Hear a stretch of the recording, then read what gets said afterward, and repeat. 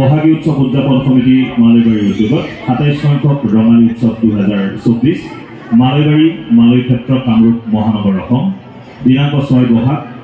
১৯ এপ্ৰিল ২০২৪ শুক্ৰবাৰ প্ৰতি ডাক্তৰ অৰূপ কুমাৰ নাথ সঞ্চালক কিডনী হাস্পাতাল সোণাপুৰ শ্ৰদ্ধা জনাইছোঁ সমাজ জীৱনত ইতিবাচক পৰিৱৰ্তন আনিবলৈ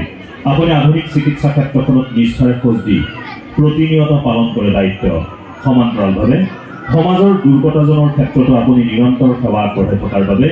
আপোনাক জনাইছোঁ আন্তৰিক অভিনন্দন আৰু কৃতজ্ঞতা সেই সুদক্ষ চিকিৎসক ৰাইজৰ আশীৰ্বাদ লৈ আপুনি চিকিৎসা সেৱাৰ সমান্তৰালকৈ সমাজৰ সম্প্ৰীতিৰ সোণালী সেতু সজাত বলিষ্ঠ ভূমিকা পালন কৰি আহিছে আপুনি গ্ৰহণ কৰা সুদূৰ প্ৰসাৰী পদক্ষেপৰ বাবে সমগ্ৰ উত্তৰ পূৰ্বাঞ্চলৰ বৃক্কজনিত ৰোগত আক্ৰান্ত লোকসকলে দেখিছে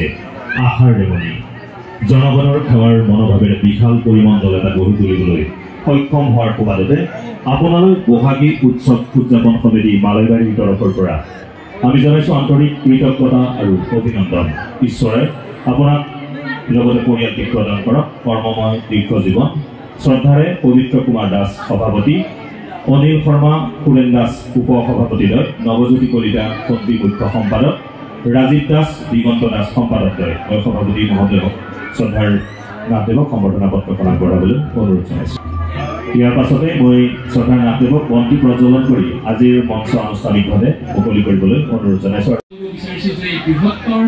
মালৈবাৰী অঞ্চলৰ সকলো ৰোগী যি আমাৰ ওচৰলৈ আহিব তেওঁলোকৰ পৰামৰ্শ আমাৰ হস্পিটেলত সম্পূৰ্ণ বিনামূলীয়া আহিব আজিৰ পিছত আৰু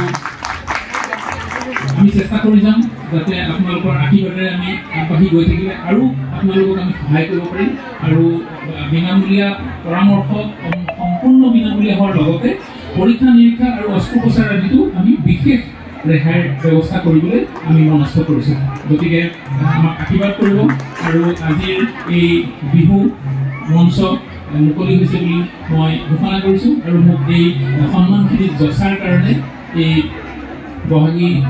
উৎসৱ উদযাপন সমিতিৰ সকলো বিষয়ববীয়া মই মোৰ অন্তৰৰ নিভৃত কোণৰ পৰা মই নমস্কাৰ জনাইছোঁ নমস্কাৰ